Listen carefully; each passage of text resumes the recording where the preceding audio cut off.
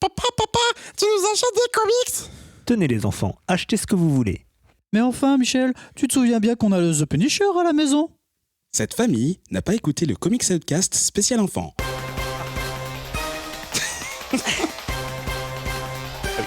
1, 2, 3, Bouillard, 4, bouillard. Toujours en raté. retard, n'importe Je l'ai quoi. raté. Bonjour C'est l'heure de 3 de Grégo qui nous a mis à côté. et soyez les bienvenus dans ce 114e épisode de Comics Outcast. Moi, c'est Eric pour animer cette émission.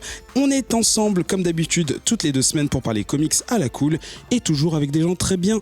Bonjour à notre réalisateur Adrien et à nos 3 chroniqueurs, Adrien, Sam Quetrus et Grégo. Donc pas Et Adrien Adrien du tout, non, mais j'ai mis le... Vous laisse tomber. Ça va? Oui, Alors Sam, qu'est-ce que tu lis en ce moment? Ah ouais, direct. Bah oui. Moi en ce moment, je lis Les Montagnes Hallucinées, le tome 2. Avec plein de Le syllabes manga. entre eux, ouais.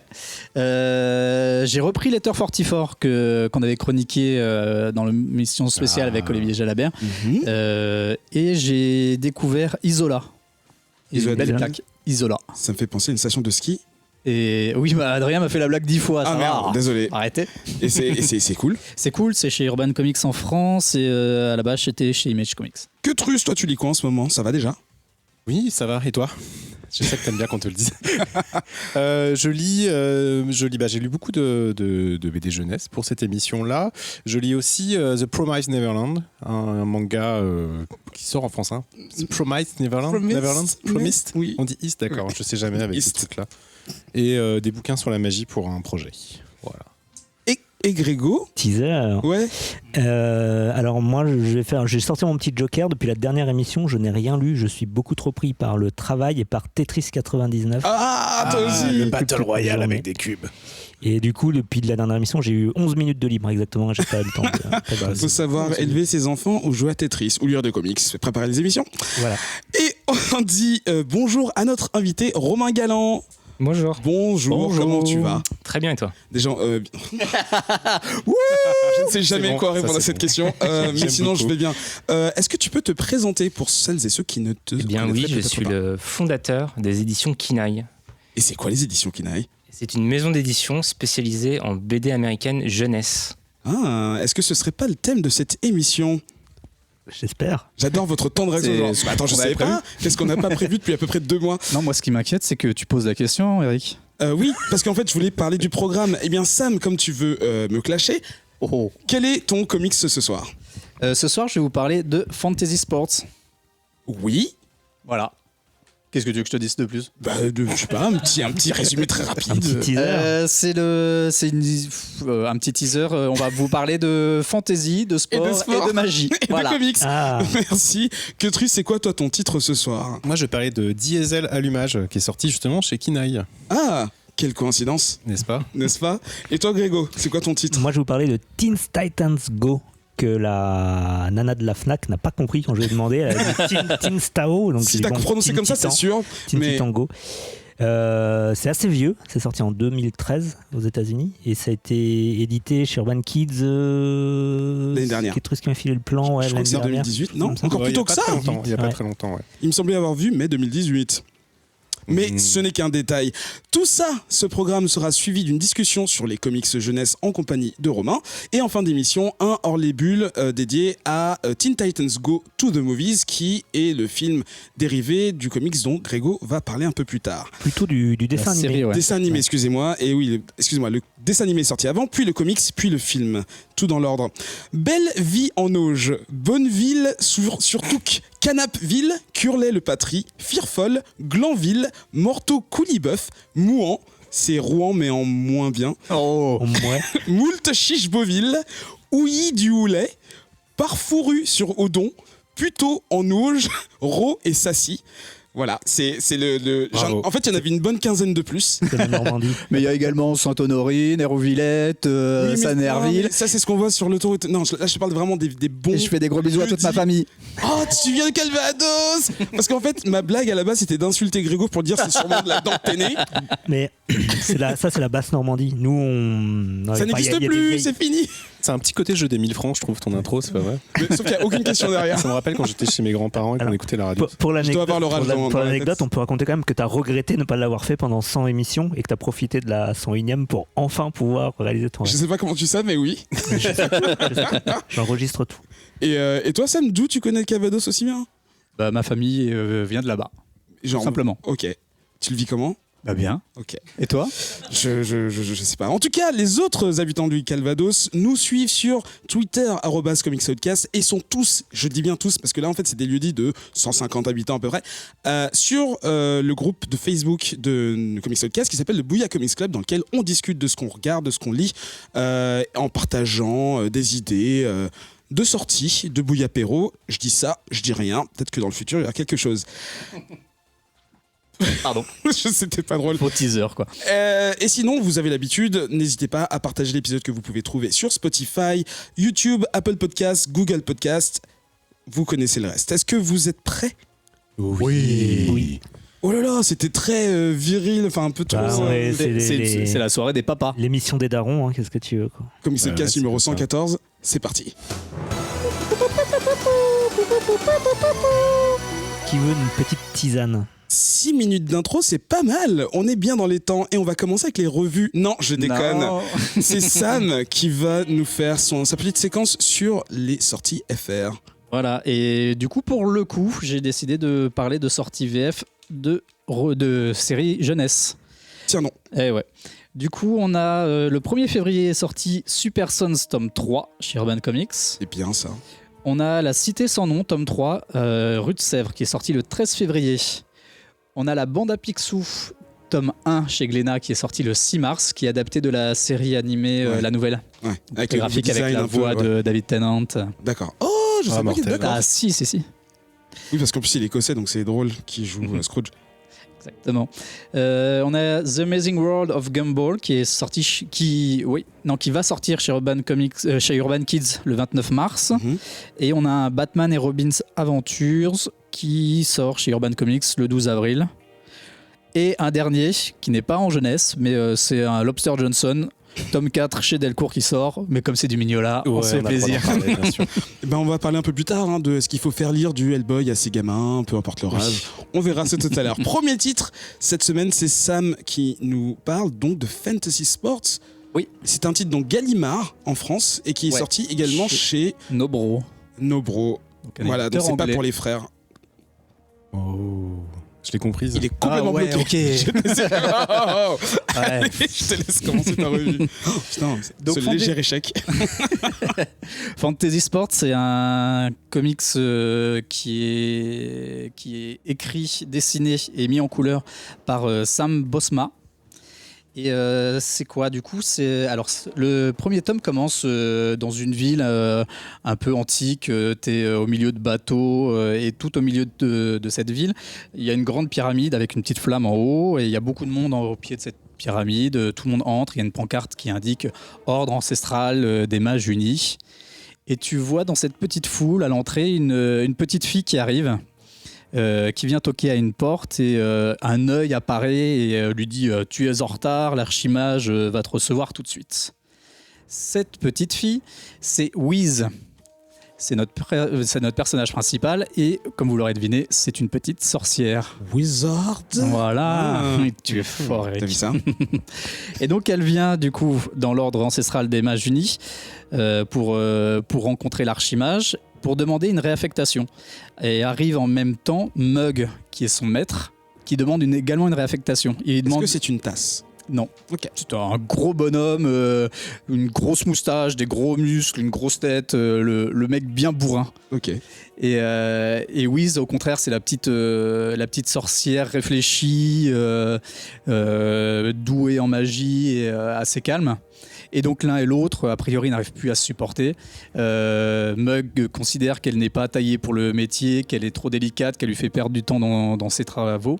Et donc Wiz, qui est sa petite stagiaire, considère que c'est une grosse brute stupide et qui ne connaît rien à la magie, donc il a rien à faire dans dans l'ordre des mages, quoi. Et du coup, l'archimage considère que leur requête n'a pas à être aboutie et les envoie tous les deux en mission, une mission simple a priori, pour régler un petit peu leur conflit, et les envoie du coup piller un monument. Et les deux s'en vont du coup piller ce fameux monument, récupérer un trésor qui est gardé par une momie. Ouais, un homme aux pattes géants, c'est son nom. Une grande momie stylée très années 80 avec une coupe afro de folie. Et ils arrivent du coup dans ce temple après avoir réglé quelques énigmes. T'arrives dans un univers un peu de jeunesque, quoi. Il faut que tu tu combats les premiers soldats, tu résous l'énigme et ensuite t'as le boss de fin qui est cette fameuse momie qui leur lance un défi, qui se fait un peu chier et qui du coup leur lance un défi pour pouvoir avoir le trésor. Donc soit ils gagnent un match de basket en 21 points. Et dans ce cas-là, il gagne le trésor, soit il meurt. Ça va, les stakes sont pas très élevés. Non, ça va. Pour enfants. Et donc, on arrive dans un univers de matchs de basket, donc un univers de sport, d'où le mélange fantasy et sport. Donc c'est Slam Dunk / Harry Potter. Ouais, c'est un peu ça. Ça pour résumer. Est-ce qu'il y a des gens autour de la table qui ont lu aussi? Oui. Oui. Vous êtes trois à l'avoir lu. Bon, on va d'abord oui. Du coup, à la base, c'est Romain qui nous a proposé ce titre. Effectivement. Conseillé en tout cas, ouais. Ouais, Et c'est ça. pourquoi ce choix du coup? En fait, moi, je l'avais lu à la base quand c'était sorti, par Nobro. Mhm. Donc, je crois que ça fait bien 3-4 ans. Ouais, c'est ça, c'est 2015. Ouais, c'est ça. Et du coup, je trouvais en fait déjà le sujet super original. Mélanger des sports avec de la magie, c'est quelque chose qui n'avait pas forcément été fait, en tout cas dans le comics. Et d'autre part, je trouvais qu'il y a plein d'idées de design intéressantes, que c'était super fluide, super bien dessiné. Et je trouvais donc, du coup que c'était vraiment un comics qui se démarquait déjà à l'époque. Et notamment parce que Sam Bosma, il travaille en tant qu'animateur aussi, Oui. chez Cartoon Network ou Nickelodeon, Ouais. un des deux. Un des gros. grosses Et en machines fait, à série. dans son travail, ça se voit directement. Mm. En fait, c'est super fluide, ça pète de partout. C'est le genre de graphisme qu'on retrouve un peu justement dans toutes ces maisons, grosses maisons. Ça- Ouais, je trouve que ça se ressent énormément en fait dans le posing qui est vraiment du boulot d'animateur et même dans la narration en fait t'as l'impression que ça marcherait vachement bien en dessin animé, ça bouge, t'as limite envie d'avoir les mouvements en fait qu'il y a entre les cases et d'avoir toute la narration du comics comme ça. Graphiquement c'est super beau, c'est très stylisé manga. Ouais. Avec une super colo. Franchement, l'ensemble est vraiment bien lié. T'as un bel univers. C'est de la littérature jeunesse, du coup. Et je pense que ça marche très bien pour des jeunes lecteurs. Ça se déroule tout seul. Il n'y a pas vraiment de complications dans le récit. Ça se lit assez bien. Et même quand tu es adulte, après, tu prends un certain plaisir à lire ce type de comics. Moi, j'ai beaucoup aimé. Que Truss? Ouais, c'est hyper péchu en fait. C'est très dynamique dans le dessin. Et comme tu disais, en fait, il y a pas par page quand même pas, mais il y a beaucoup de pages où en fait tu as des poses hyper emblématiques, hyper épiques qui te font vivre le récit et qui te font attacher en fait au personnage. Enfin la Wiz, l'héroïne, à un moment donné, quand elle commence à jouer au basket, je spoile pas, mais tout de suite ça fait des étoiles dans les yeux, tu fais waouh, mortel, et t'as envie de voir t'as vraiment envie de voir ce bouquin animé, quoi. Je trouve que ce serait mortel en dessin animé. Et ouais, c'est très simple, mais justement c'est bien parce que c'est pour un public jeunesse, mais c'est très plaisant. Romain? Sachant qu'en plus, là, c'est du basket, donc c'est un sport assez classique. Mais dans le deuxième tome, c'est du handball. Et dans le troisième, c'est du golf. Donc du coup, On monte dans la gamme. Non, mais ça permet d'avoir des situations assez drôles aussi, quoi. C'est parce que quand même à la base le mélange, quand on dit fantasy et sport, tu dis ouais, c'est un peu n'importe quoi. Et en fait pas du tout. Moi la momie là, quand elle se met en tenue de basketteur, ça m'a rappelé à la fois Warhammer et en même temps les Harlem Globetrotters, quoi. Et le truc marche et tu fais bon, ça marche, qu'est-ce que je suis en train de lire? Il y a une momie qui est en train de jouer au basket et en fait pas du tout, c'est cool et c'est parfait, quoi. Enfin ça te rappelle des trucs. peut-être des dessins animés qu'on a vus quand on était petits qui étaient un peu débiles, mais là, justement, c'est pas débile. Déjà, c'est bien écrit. En tout cas, c'est très bien traduit, je trouve. Je sais pas ce que t'en penses, mais... Ouais, et je voulais dire que justement, une des forces peut-être de la BD jeunesse en général, c'est que tu peux appliquer des concepts que tu ferais peut-être pas forcément pour les adultes, en fait. Ouais. Enfin, te lâcher un peu plus, tu veux dire, dans les trucs un peu farfelus. Ouais, c'est ça, exactement. Ouais, c'est complètement décalé par contre graphiquement. Enfin, tu es dans un univers fantastique et en même temps ta momie elle a ses baskets et sa tenue de basket. Et puis ils ont des petites idées malines comme ça du type la couronne. Donc c'est une grande couronne qu'il a sur la tête style égyptienne. Ouais. Quand il retire, t'as une coupe afro hyper haute. Je sais pas comment ça s'appelle. Tu sais un peu comme le pote d'Arnold dans Arnold et Willy justement. Du coup. Arnold. Arnold et Willy, t'as vraiment dit ça? Et Arnold. Et Arnold, ouais, c'est ça, pardon. J'ai fait... Toi, Grégo, tu viens de le feuilleter là un petit peu? Je viens de le feuilleter, écoute, j'ai beaucoup aimé. Non, j'aime bien le dessin. Je confirme ce que viennent d'énoncer mes petits camarades. Ça semble très, très dynamique. Les poses sont chouettes et le dessin est assez cool. Moi, j'aime bien ce genre de dessin un peu qu'on voit pas si souvent. Enfin. Bref, il y a un côté un peu simpliste dans le dessin, en fait, qui est faussement simpliste, en fait, parce que les traits sont très propres, très léchés, et en fait, si on regarde dans le détail, tout est à sa place, tout est nickel, et chaque trait compte, et le rendu est très sympa. Donc je pense que je vais essayer de me le trouver pour le glisser dans les mains de mes enfants, parce que pour la petite histoire, je l'ai pas trouvé en démat. Ouais, il est pas simple à trouver. Ouais. Moi, j'ai du mal aussi à le trouver. Il est sorti en 2015 aussi, le premier chez Gallimard. Je pense qu'il a un peu moins de visibilité dans les rayonnages maintenant, et je sais pas quand sont sortis les tomes 2 et 3. Mais ouais, je pense que il est pas simple à trouver, mais en cherchant un petit peu, vous trouverez quoi. Sur internet, sur les vendeurs. Ouais, vous pouvez demander à votre vendeur Fnac de le commander pour vous. Et à votre libraire, Fnac ou n'importe quel libraire. Et du coup, tu recommanderais ça à quel âge, en gros? Enfin, est-ce que c'est dur c'est un truc très dur de. Ouais, c'est pas simple. De framer. T'en penses quoi, toi, Grégo? Moi, je pense que alors on va parler un petit peu de nos enfants respectifs, peut-être. On va donner l'échelle. Je crois que Sam et moi, on a un 5 ans. Ouais, un 5 ans dans 2 semaines. Voilà, on a un 5 ans. On en a parlé en émission, il a 5 ans, tu peux le dire. Moi, j'ai un 8 ans. En plus, et que Trus, toi, tu as un 10 et un 13 ans. J'ai un 10 et un 13. Et je pense que c'est plus pour tes 10 et 13. Ouais, je pense que c'est plus pour 10. Alors, peut-être avant 10 même. Ouais, je dirais. Non, à 8, 9 ans, 9, ouais. C'est ça, mais à partir de 10, c'est parfait. Ouais. Je pense qu'au niveau de la narration, c'est assez linéaire, donc c'est assez simple à comprendre aussi, je pense. Ouais.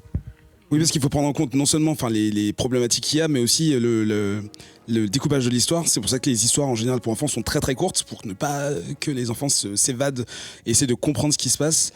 Mais du coup, la longueur... Faut pas qu'ils s'évadent et faut pas qu'ils s'essayent. Non, que leur esprit s'évade. Il faut surtout pas qu'ils rêvent. Comprendre ce qui se passe. Ouais, c'est ça. Non, l'imagination c'est surfait. Que Trus, tu vas garder la parole, même si c'est pas toi qui l'avais. Tu vas nous parler de Teen Titans Go. Pas du tout. Non. Non, c'est Grégo. Il me regarde quoi. Non, mais depuis tout à l'heure, en plus, je me suis trompé tout à l'heure. Faudrait qu'on mette des petits badges au début de l'émission, là, comme à l'école. Mais sans rire. Non, désolé, c'est Grégo. Bah oui, je sais. C'est Teen Titans Go. Alors, Teen Titans Go, oui. Alors, juste, j'avais les auteurs parce que. Ah oui, il y en a beaucoup, il y en a une palanquée d'auteurs. Alors, en tout cas, du tome 1, c'est Sholly Fish et Léa Hernandez à l'illustration. Alors de l'histoire 1, parce que dans chaque chapitre, il y en a plein. à chaque fois des différents. Pour te souvenir des prénoms, il aurait fallu que tu te fasses une Sholly Fish. Oui. Ça marche. Moi, ça marche totalement. Je ris très fort. Du coup, Grégo. Oui, je la feuillette en même temps parce que je l'ai lu sur Comixology. D'accord. Et elle est en mode un peu turbomédia. Avec les bulles qui apparaissent au fur et à mesure, les images qui changent de couleur, etc., les personnages qui se rajoutent sur les mêmes cases. Et je me demandais dans quelle mesure elle avait été pensée comme ça, ou si c'était vraiment ça s'y prête bien. Hein. Une BD papier qu'ils avaient adaptée. Je vous montrerai après. Justement, est-ce que le fait que ça vienne d'un dessin animé n'est pas justement la raison que c'est encore plus facile à adapter en turbomédia? Qu'ils ont voulu faire un mix. Ouais. Teen Titans Go, donc si vous n'avez jamais allumé la TNT le matin, je crois que ça passe sur Gulli. Non, personne. Bah non. Personne, Ça, d'accord. Toujours pas d'enfant. Ok. Sur Gulli. Sur Gulli. Ah ouais, je regarde. C'est vraiment- oui. Et je regarde pas, mais de temps en temps je tombe dessus. Et en général, quand j'écoute d'une oreille et que je regarde du coin de l'œil, il y a toujours des bons petits gags et c'est assez fun et assez marrant. Même, j'allais dire, même en français. Même en français, ouais. Ouais. Ouais. C'est Alex qui est Après, fan. c'est surtout du comics des situations. Ouais. Enfin, Ouais, C'est pas ça, trop de ouais. références américaines. Ouais. Dans la série, je crois pas en tout cas. Et il y a aussi ce décalage entre des personnages super-héroïques avec des pouvoirs, notamment Raven qui a des pouvoirs démentiels. On en parlait dans l'émission consacrée à la série. Et avec des situations du quotidien et souvent des situations comiques en fait. Donc voilà un peu le plot de Teen Titans Go, qui reprend, en fait, on va peut-être détailler, l'équipe des Teen Titans, mais dans des versions infantilisées, parce que c'est pas des enfants, ça reste des adolescents, mais clairement dans un style cartoonesque destiné aux enfants, en fait. Et donc, ce comics est une adaptation en comics de la série animée. Je crois que ça a été fait dans Ah, ce c'est les sens-là. épisodes tels quels? Non, je crois pas que ce soit les épisodes tels quels. C'est c'est des pas une épisodes. Ok, d'accord, on est là. Non, mais je pensais vraiment que t'allais me dire que c'était le scénario, quoi. Non. Alors, j'ai pas vérifié l'info. crois pas, Mais vu le format, C'est je pense original, pas que oui. ce soit. Ouais, et ça se prête plutôt bien à des petites histoires, justement, comme on disait, des petites histoires courtes. Là, chaque épisode, ça doit être une 20aine de pages. Ça se lit tout seul, très vite. C'est pas. Alors, moi, en tant qu'adulte, j'ai pas trouvé ça aussi marrant que le dessin animé et sûrement le film, on en parlera après. Mais j'ai noté que parfois j'avais un peu d'air qui sortait du nez, tu sais, un petit, Ouais. Ah oui. un petit rictus. Et c'est assez sympa en fait, c'est du comics, c'est du comic de situation très souvent avec des situations assez inattendues. Ouais, c'est du comics de situation. Et notamment le premier épisode par exemple, il se retrouve avec Raven qui conserve des restes de pizza dans le frigo, mais en fait c'est aussi un démon qu'elle a ramené de son père. Et ils ont le malheur d'ouvrir la boîte à pizza, donc ils doivent combattre un monstre de pizza pendant 12 pages. Et voilà le genre d'histoire. La deuxième histoire, ils vont faire du golf. Mini-golf, ouais. Et je vais pas spoiler d'ailleurs de quel golf il s'agit, parce que c'est assez, Ouais, non, je te le finalement fais. c'est assez marrant. Et voilà, c'est des petites histoires comme ça. Donc j'ai trouvé ça, je pense, particulièrement adapté aux jeunes enfants, je pense. Pour les adultes, c'est marrant. C'est pas immanquable, mais je pense que ça se prête particulièrement bien aux enfants qui commencent à lire. Donc je parle du mien Six, notamment qui 5, commence à... Ouais. Que Que- tu... qui commence à lire, c'est plus sept. entre 6 et 8. ans, ouais. Enfin, 8... Ketrus. Moi, ça m'a fait penser, alors pas du tout dans le style tout ça, mais tu sais ce que je pouvais lire dans les Picsou Magazine ou les Oui. trucs comme ça. Merci, c'est ce Tu que je vois, voulais dire. les petites histoires courtes avec tes héros et qui ont aucun rapport entre elles en fait, et que tu consommes comme ça très rapidement. Moi, les miens les ont lus. Ils étaient assez contents quand je les ai ramenés. Même si le plus petit, donc qui a 10 ans, il m'a dit ouais, c'est cool, c'est marrant. Mais bon, c'est un peu enfant quand même. Tu vois, donc pour lui, c'est déjà un peu trop enfantin. Mais effectivement, ce que tu disais, je pense que de 7 à 10 ans, ça se passe bien, voire même un peu plus grand, parce qu'on reste de grands enfants quand même. Faut pas Je pense déconner. qu'en première lecture, ouais, comme tu Ouais, en dis, première les lecture, premiers ça. magazines que tu bookines quand C'est t'es pas enfant, très engageant en fait. C'est tu vas en lire une ou deux, et puis si t'as pas trop compris, c'est pas grave parce que tu vas passer à une autre, et puis tu vas surtout te marrer à leur vanne. Et en même temps, ça te permet quand même de t'attacher au personnage au fur et à mesure des tomes. Donc ouais, c'est cool. Sam, t'as essayé avec ton fils? Non, il est trop petit. Ah oui, c'est vrai, Il a encore- 4,9 ans. 8. Moi j'ai bien aimé. Ouais. Je trouve ça assez fun, drôle. Après, comme disent Ketrus et Grégo, ça reste léger, ça reste voilà, c'est pas indispensable du tout, mais tu passes un bon moment en lisant. Graphiquement, c'est assez beau. Chaque auteur reste dans le style qui doit être canon, mais apporte sa patte aussi. Il y en a certains, je sais plus lequel exactement. dérive Il y en a pas un trop, qui m'a quoi. vraiment, ouais, mais il y en a quand même qui sortent un peu du lot que je trouvais légèrement un peu plus joli. Je me suis dit, ah, c'est qui l'auteur de celui-là ou quoi, et c'est sympa graphiquement. Ça, c'est prétexte à tout, quoi. C'est prétexte à des grosses conneries, à des trucs ultra barrés et décalés pour remettre en situation des gosses débiles, quoi. C'est ça. Voilà, avec des gros pouvoirs. De toute façon, on va revenir donc en fin d'émission sur le film, à moins que quelqu'un ait quelque chose à rajouter là-dessus. Non, mais en plus, c'est des formats, tu vois, pour 10 euros. Comme je disais, c'est comme les Picsou Magazine, quoi. Tu les achètes de temps en temps quand ils sortent et t'es content, tu vois, tu les collectionnes, tu peux les ressortir de temps en temps et ouais, c'est cool, quoi. Que truc, ça tombe bien que tu me coupes la parole parce que c'est toi qui vas prendre la parole. Désolé, c'est une répétition pas du tout volontaire. On va parler de Diesel, l'allumage. Ouais, Ignition. Allumage. Dans la version originale. Un comics de Tyson Hesse, SI. Je sais jamais comment. Alors moi je dis Tyson S. Voilà, comme ça, Voilà. tu te fourvoies pas. C'est très récent. Il se trouve que c'est un comics qui est donc paru aux éditions toutes fraîches de Kinaï. Et c'est à l'origine chez Boom Studios. C'était sorti en quelle année, Romain, chez eux? C'était sorti en 2016, je crois. D'accord. Donc on le découvre pour la première fois ici en France. Et c'est toi qui va nous en parler. Bien sûr, on te posera quelques questions dessus après. Et Très bien. C'était un webcomic, je crois, à la base, non? Au tout début. Ouais, Ouais. au tout début, ouais, avant que ce soit édité. Ouais, Tyson S, c'est l'auteur, l'illustrateur. Alors il se fait aider quand même pour la colorisation. Je vais pas les nommer, il y en a plusieurs, mais vous les trouverez en page 4. Donc lui, de ce que m'a raconté Romain, en fait, à la base c'était un fan de Sonic. Ouais, ça j'ai vu ça. Il a commencé à les dessiner vers 14 ans, hein, ça si je me souviens bien. Et maintenant, en fait, il est illustrateur, animateur et pour la comic série chez chez Archie Comics, ouais. La comic série Sonic, ouais. et aussi il a travaillé aussi sur le jeu vidéo Sonic Mania, ouais. et il est aussi également, tu m'as dit, chez Cartoon Networks où il travaille. Ouais, de toute façon, ils travaillent tous plus ou moins chez Cartoon Networks ou Nickelodeon. Quoi. Ouais. Et il a bossé sur tu m'as piqué le truc, Gumball. Gumball, voilà Ouais. ça. Oui, l'animateur aussi. Voilà, exactement. Donc, Diesel allumage, c'est l'histoire d'une fille, donc au début d'une petite fille qui s'appelle Dee, qui a un petit robot d'ailleurs, un petit robot un peu cassé qui s'appelle Ricky, qui ne parle plus d'ailleurs parce qu'elle lui a coupé, à un moment donné, un jour, elle l'a trafiqué, elle lui a coupé la parole. Donc en fait, il s'exprime avec des barres verticales et elle est toujours en train de deviner ce qu'il est en train de dire alors qu'elle comprend absolument pas. Et surtout, elle lui fait dire ce qu'il arrange, quoi. Ouais. Comme ça, il est un peu toujours d'accord avec elle. Et en fait, Dee, c'est une des enfants adoptés de Tucson Diesel. Ils sont à peu près 8 ou 9 qui ont été recueillis par Tucson Diesel, donc qui considèrent comme leur père. Et ils habitent dans une ville volante qui s'appelle Piston, qui est une ville de voyageurs itinérants. Tu m'arrêtes si je me trompe. Non, c'est très bien. Qui sont plutôt spécialisés dans le bricolage, etc. Et au tout début du comics, quand elle est petite, ils se font attaquer par une race d'oiseaux qui s'appelle les tépanes, des gros oiseaux un peu vénères, quoi. Et son père disparaît.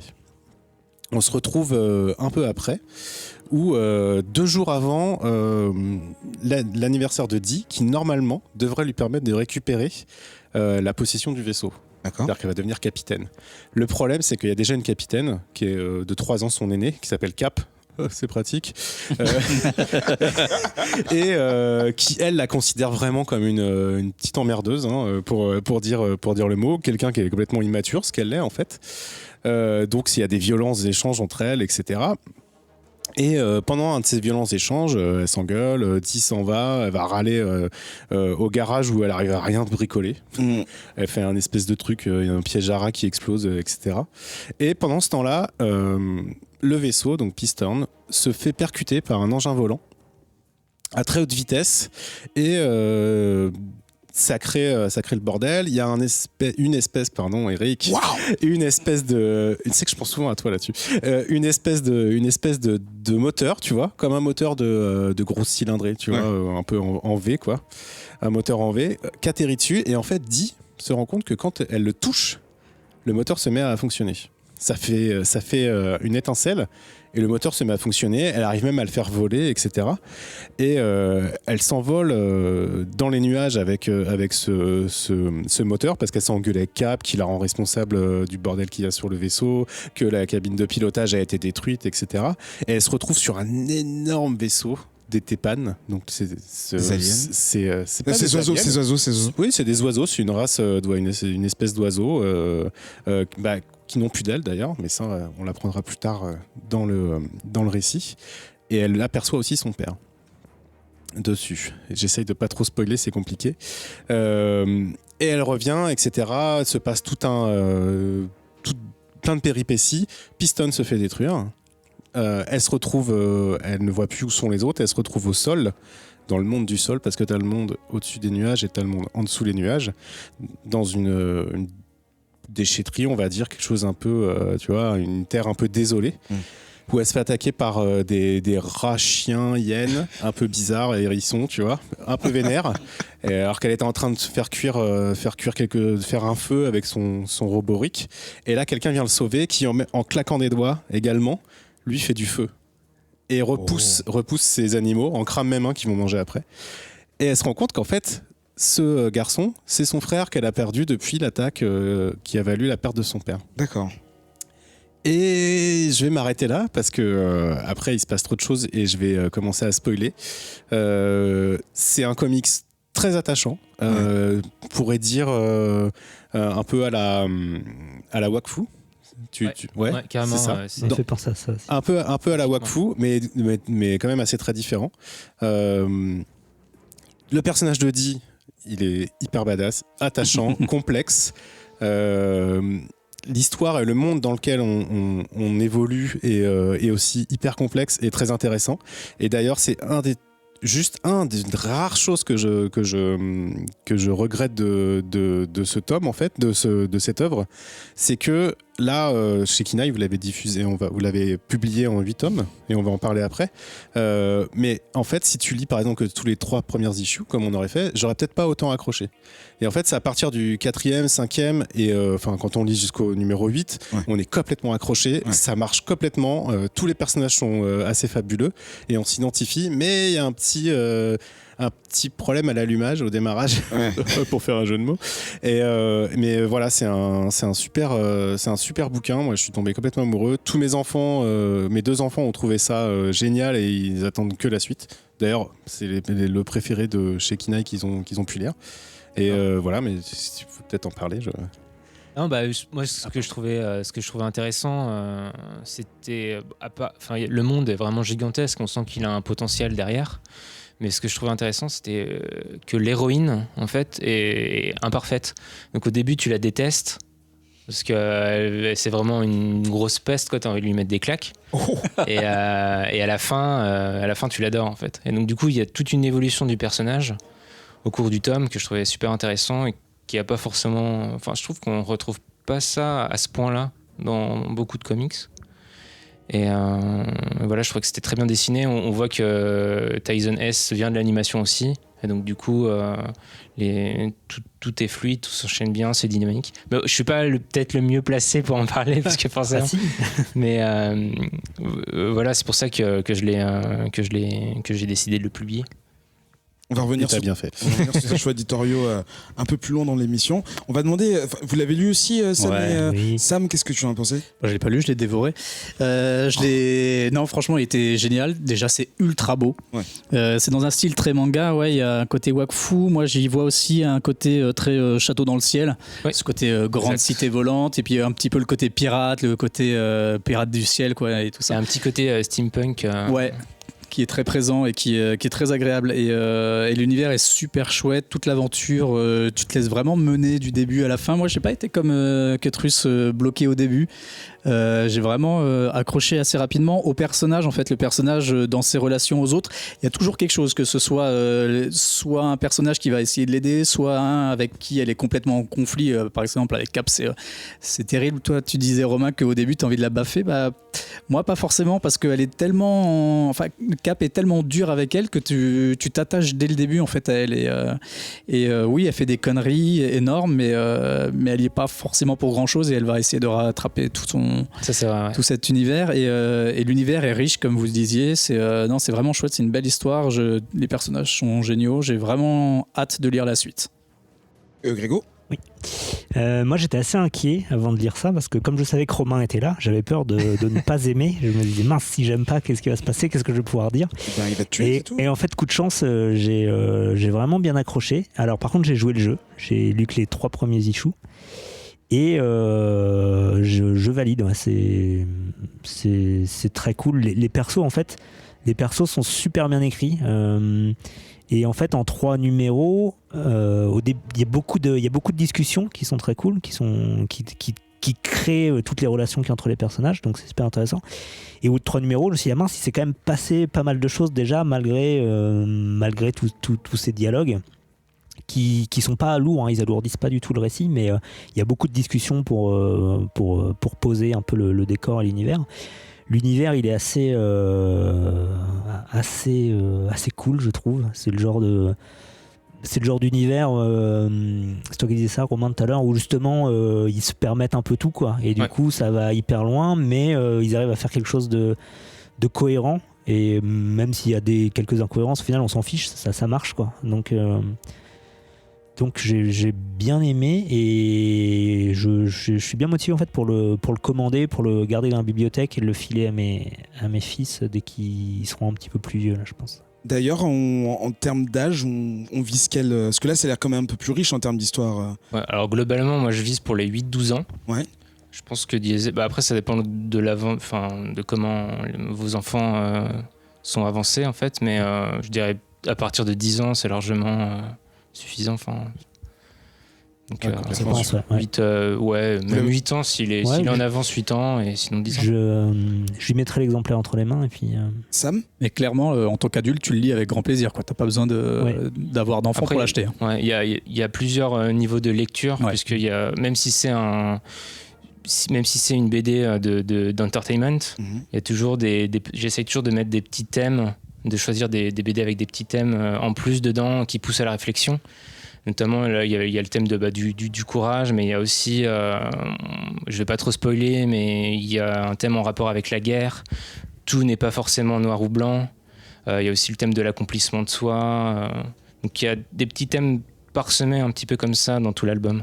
Et j'ai eu l'impression aussi qu'il y avait peut-être sur les 3 premiers numéros, en tout cas les responsabilités et les responsabilités d'adultes. Oui. Parce qu'en fait, elle est complètement irresponsable au départ. Elle veut juste tout. Et elle veut juste tout à la place de ceux qui sont en charge et qui, eux, gèrent les choses de façon responsable. Et je me dis, ça peut être intéressant aussi comme évolution de personnage. Oui, c'est un peu le passage à l'âge adulte. Ouais. Puisqu'au début de l'album, elle a 17 ans et justement, c'est le jour de ses 18 ans en plus. qu'il y a l'attaque des Tépanes. Donc, elle va apprendre aussi à devenir adulte, à prendre ses responsabilités au cours de l'album. D'ailleurs, elle ne fait pas du tout ses 18 ans. Non, elle fait un petit peu jeune. Très jeune. Ouais, elle fait plus jeune, alors que Cap, elle, par contre, elle fait vraiment jeune adulte. Bien responsable. Ouais, je suis d'accord avec ce que dit Grégo. C'est le tissu qu'il y a entre les personnages est très riche en fait, et c'est toujours cohérent. Et comme tu dis, il y a beaucoup de lectures. C'est vrai que j'ai pas pensé à demander à mes enfants s'ils avaient perçu un peu tous les thèmes abordés au niveau même de la parentalité, de la filiation, ce genre de trucs. Ouais, j'ai essayé, ça n'a pas marché. Il a eu peur du micro, je voulais l'enregistrer. J'ai eu le droit, ouais, c'est bien. Puis après, j'ai eu le droit un peu plus, c'est génial, etc. Mais ouais, c'est comme tu dis, il y a plusieurs lectures et tout est bien écrit. Et le monde a une histoire et elle nous est racontée au fur et à mesure et ça donne envie de s'y plonger encore plus. En tout cas, chers auditeurs, j'espère que les titres qui ont été proposés ici vont pouvoir satisfaire vos enfants, nièces, neveux, élèves, si jamais vous servez de ça en cours, bibliothèque, médiathèque. Salut Sophia G. Et voilà, dites-nous, sur les réseaux sociaux ou dans le Bouya Comics Club, ce que vous lisez à vos petits. On se retrouve dans quelques instants pour parler une maison d'édition et Teen Titans Go. À tout de suite. De retour dans cette deuxième partie d'émission, 114e émission de Comics Outcast, toujours entouré de mes chroniqueurs et de notre invité Romain Galland, vers lequel on va se tourner maintenant pour poser quelques questions par rapport à la maison d'édition que tu viens de lancer. Donc tu nous as dit en intro que c'était un projet. Oui. Ça faisait combien de temps que tu voulais lancer ta propre maison d'édition ? Alors, ça fait pas mal de temps maintenant. Ouais. T'as quel âge ? Alors, j'ai 31 ans. Oh, t'es vieux. Non, ça va. Ça va encore. En fait, ça fait très longtemps, puisqu'au final, j'ai fait une école de commerce. dans le but de devenir éditeur, mais j'avais déjà un petit peu l'idée de faire ma maison d'édition. Et c'est pour ça que j'ai fait une école de commerce. Je me suis dit comme ça, j'aurais peut-être plus d'outils à ma disposition que si je faisais par exemple un master spécialisé en édition. Donc suite à ça, moi j'ai travaillé presque pendant 1 an et demi chez Glénat. D'accord. Donc c'est des stages et après un petit CDD, mais surtout des stages. Et j'étais donc d'abord au droit dérivé. D'accord. Ce qui est bon, pour le coup c'était la vente de BD et des droits des BD à l'étranger, mais aussi des droits, forcément des droits dérivés, donc tout ce qui est film, figurines, ouais. etc. Et après je suis passé en édito, Ouais. où j'ai passé quasiment 1 an, où là je me suis occupé de la bande dessinée franco-belge, D'accord.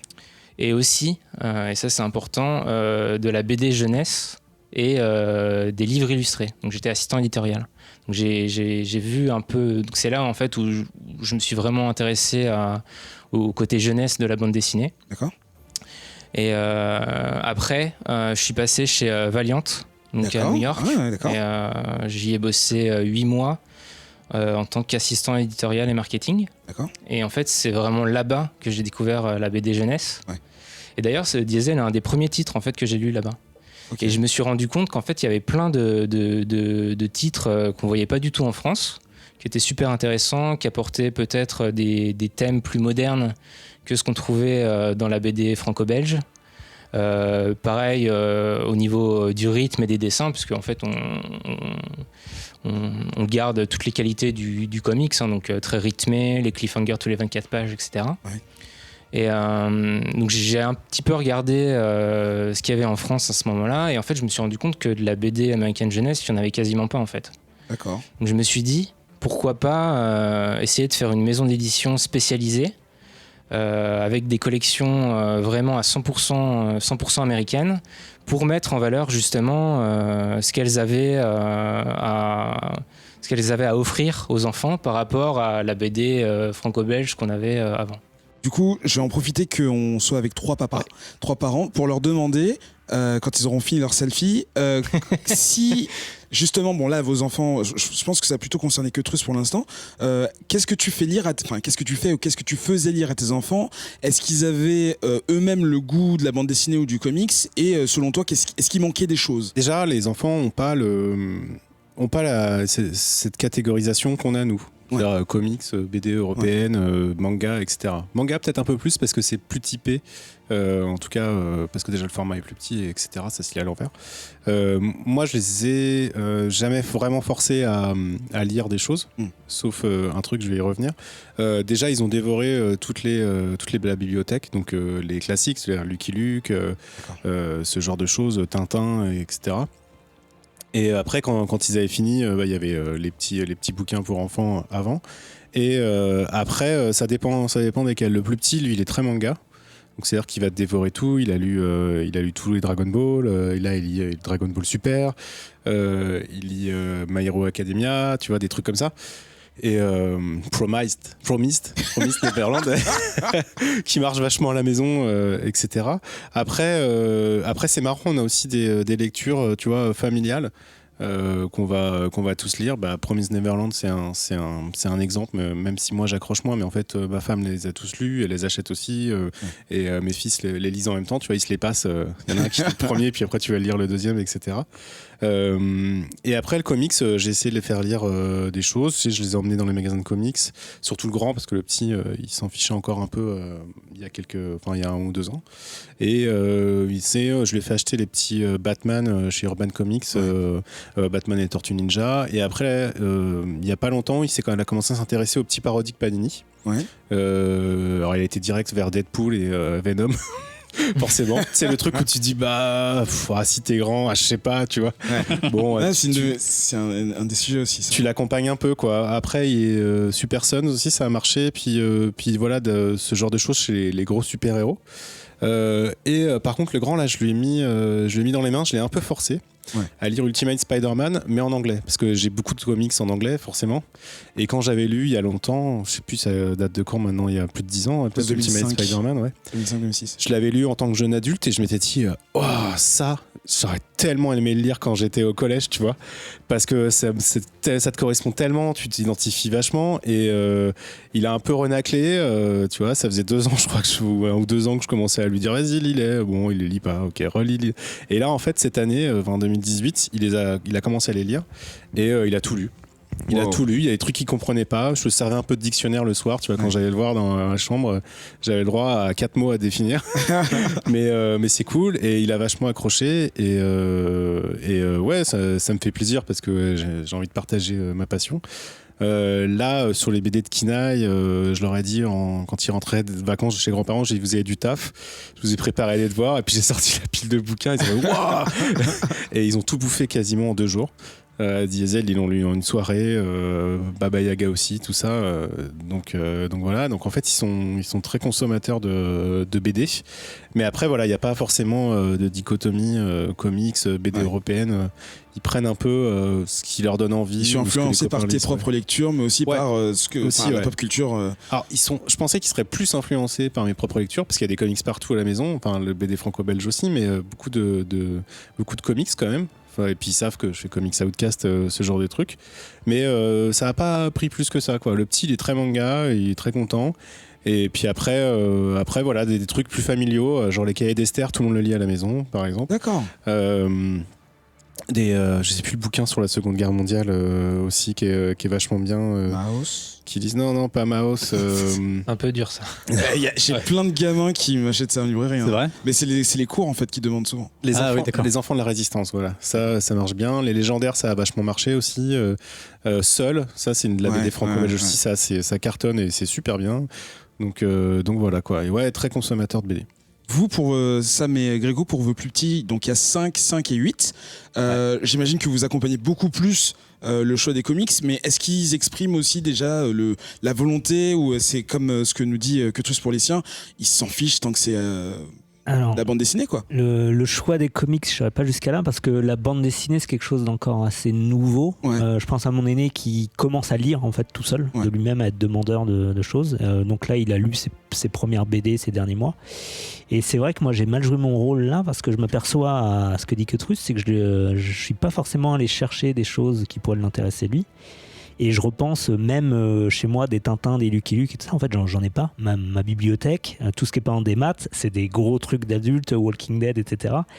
Qui peuvent pas aller piocher dedans pour lire le soir, quoi.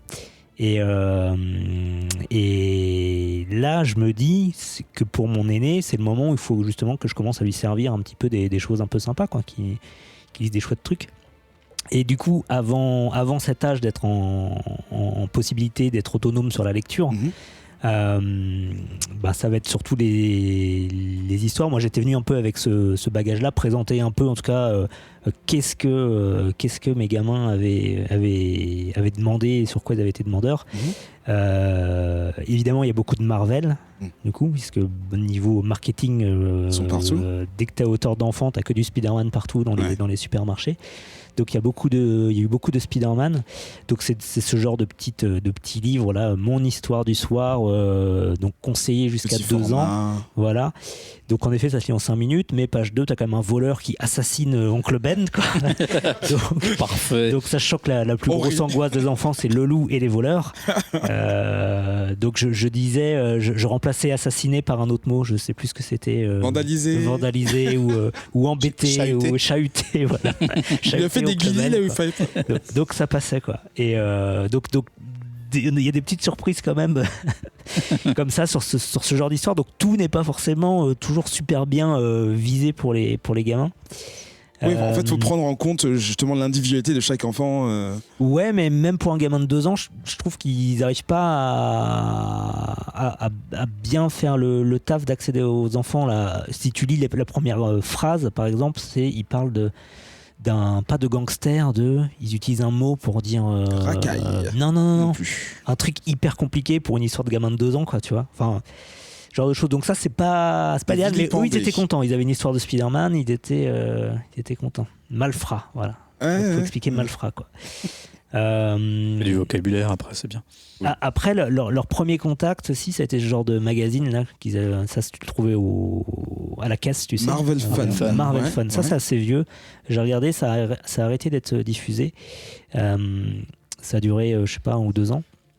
Et ça, par contre, c'est plus des bandes dessinées déjà, mais des choses assez simples. Ouais. Dans le scénario, dans l'écriture, c'est assez facile à comprendre. Hein. C'est Spider-Man, le lézard, la terre sauvage, des dinosaures. Donc, que des trucs que les enfants adorent. Ça, voilà, je pense que ça s'adresse plus à un enfant qui commence à lire et à lire seul. Mais eux, il fallait leur lire ça déjà parce qu'ils avaient le magazine. Donc, lire une histoire, c'est cool. Lire une BD, c'est pas très fun en fait pour le lecteur, je trouve. Je sais pas si tu avais déjà lu des BD à tes gamins quand ils étaient plus jeunes. Non.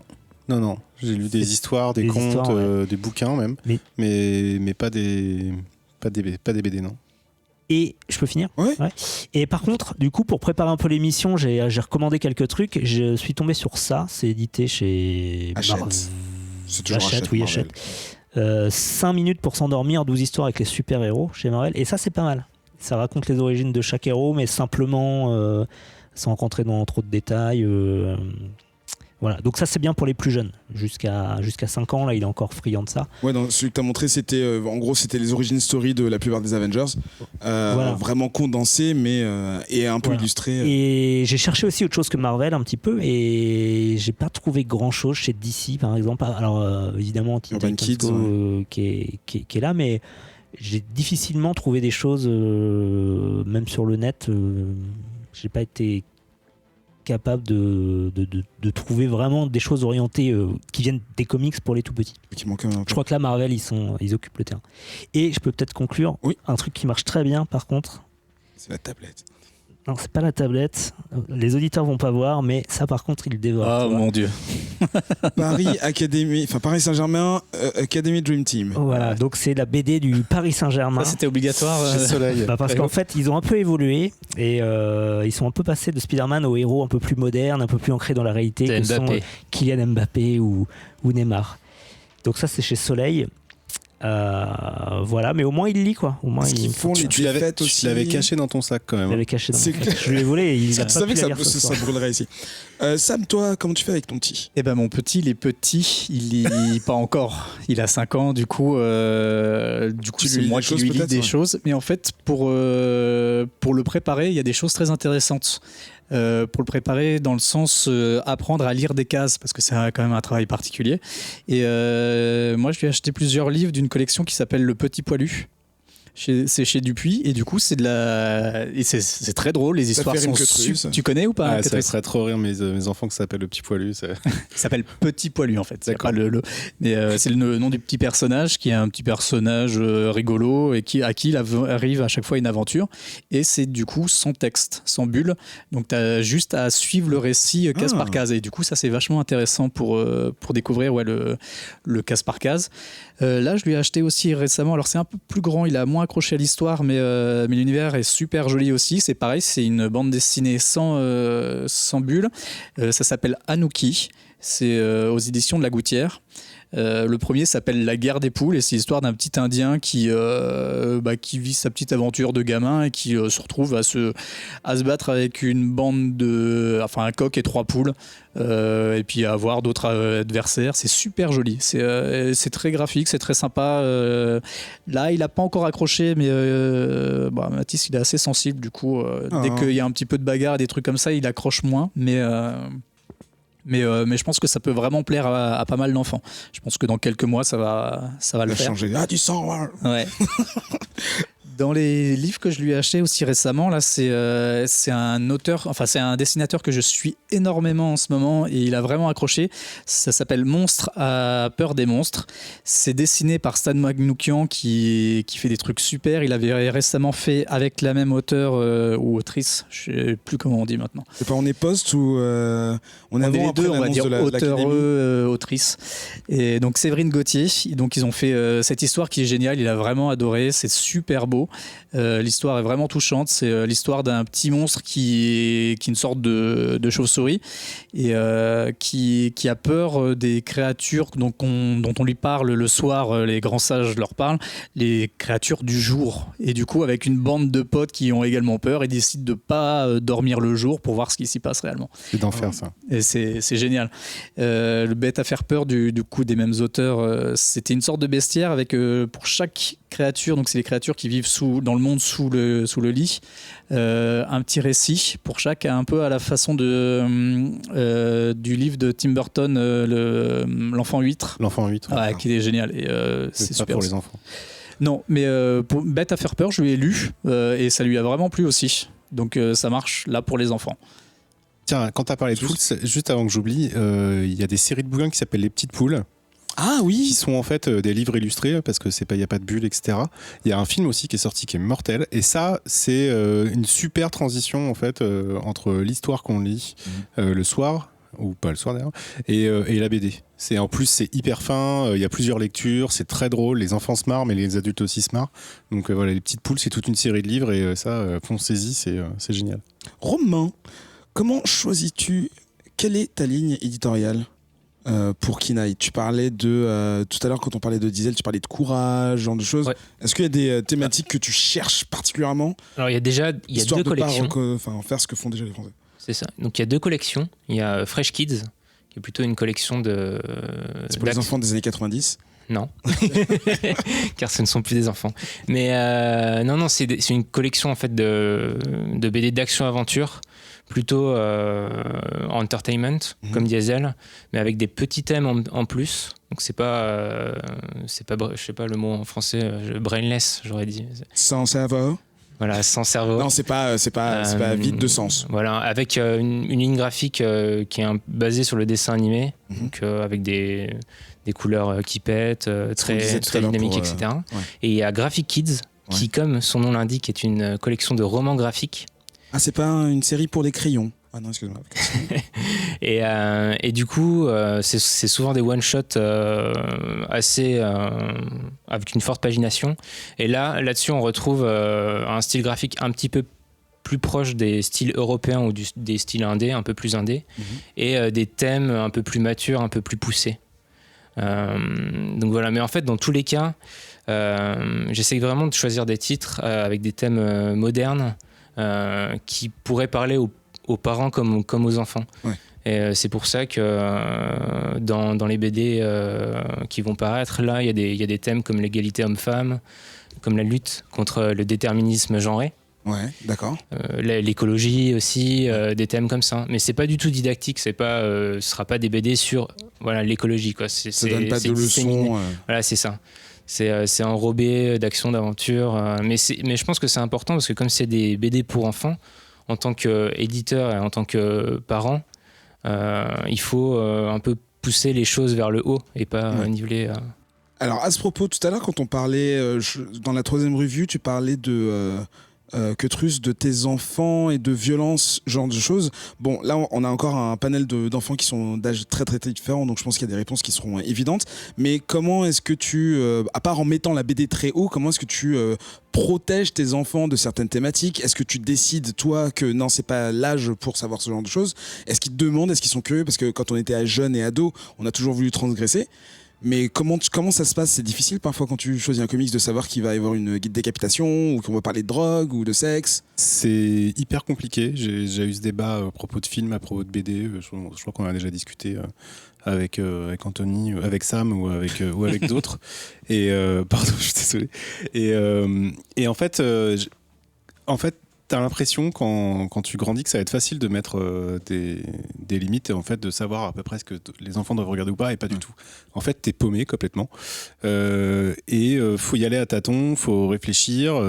Tu sais qu'il y en a, tu vas pas leur donner, genre Hard Boiled, tu vois. Même si je rêve de faire découvrir ça à mes enfants, mais c'est trop tôt, quoi. Je veux les terroriser. Et c'est compliqué. Après, chez nous, on cache rien, en fait. à part vraiment des trucs, mais on a toujours eu, tu vois, cette façon, entre guillemets, cette éducation, c'est de pas mettre de trucs sur les portes, sur la cuisinière, les trucs comme ça. En fait, on a toujours expliqué plein de fois. C'est beaucoup plus fatigant. Si tu te brûles, c'est de Mais ta faute. Au bout d'un Si tu te moment, ça recrutes, marche. c'est de ta Mais faute. ça marche. Et du coup, sur les BD, ils sont assez respectueux de ça. Après, peut-être que le grand, il va fouiller, tu vois, quand je suis pas là, j'en sais rien. Comme moi, je faisais, tu vois, que j'allais fouiller chez mes parents. Comme on Tes faisait tous, enfants, hein. ils écoutent On le a tous podcast fait, ou pas? Non, ils écoutent pas de podcast. Je leur fais écouter des extraits des fois, mais Enfin, pas. ils te disent qu'ils n'écoutent pas de podcast.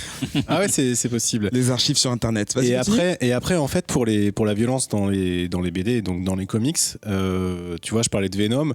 Je sais que c'est pas violent en vrai. Tu vois, enfin, c'est des monstres. Mais les monstres, les enfants, ils ont l'habitude. Ça fait des années qu'ils voient des monstres dans les Disney, dans les trucs. Donc ça, c'est pas de la violence qui fait peur. C'est pas du gore hein, non plus, donc ça va. Après, ce qui peut être plus troublant, c'est la violence psychologique, qui est beaucoup plus dure à évaluer, parce que c'est celle-là qui fait très peur en fait. C'est celle-là qui va choquer le gamin et qui peut un peu le traumatiser, ou en tout cas. Ça reste dans le cerveau, mais ça reste s'exprime dans pas le cerveau. forcément. Et en fait, il n'y a pas 12 000 solutions, faut discuter.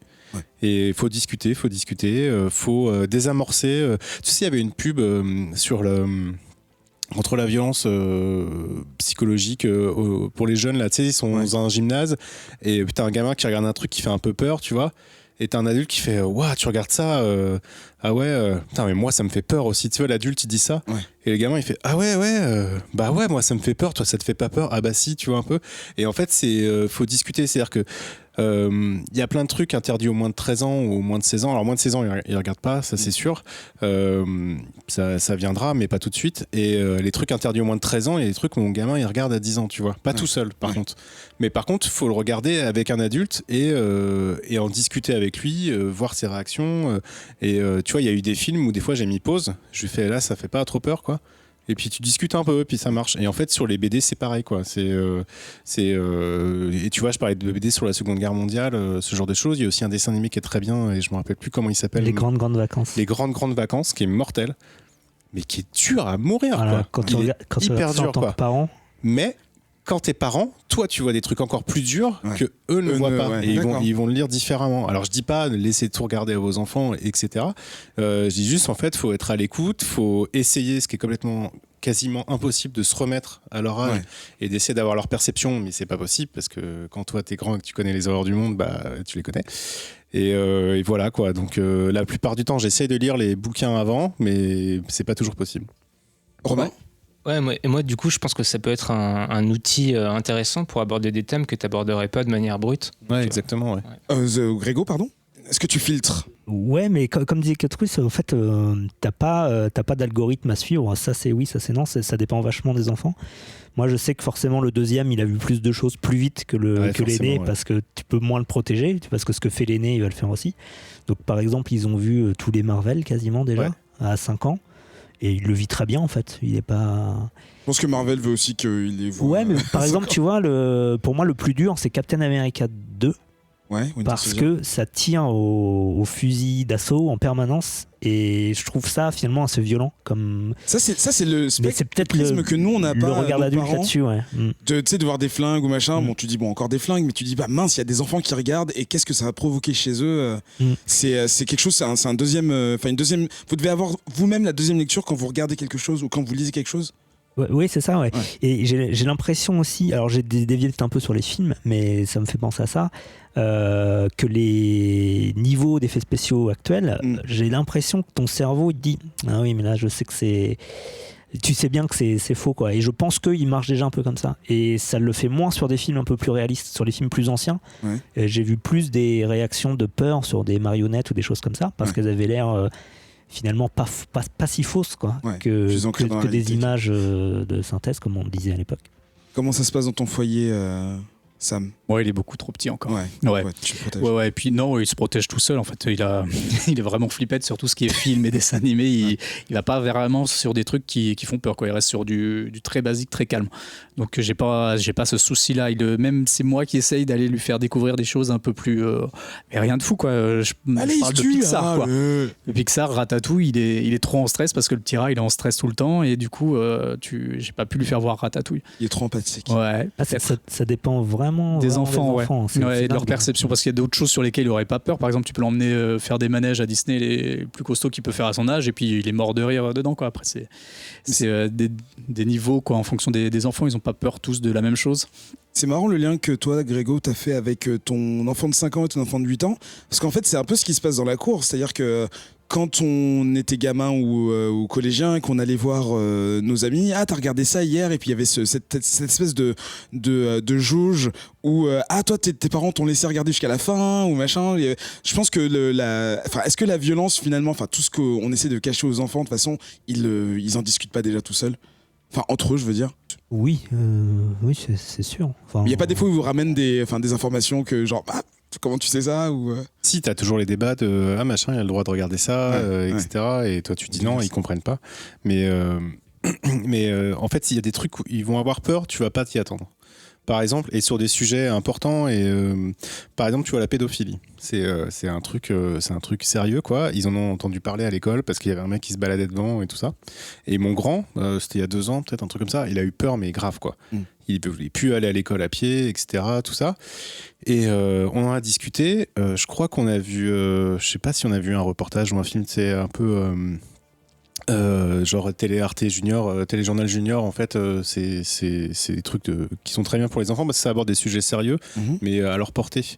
Et c'est vrai que des sujets sérieux comme ça, dans des BD, c'est compliqué à trouver. La Seconde Guerre mondiale, j'en ai parlé, ça par contre il y a.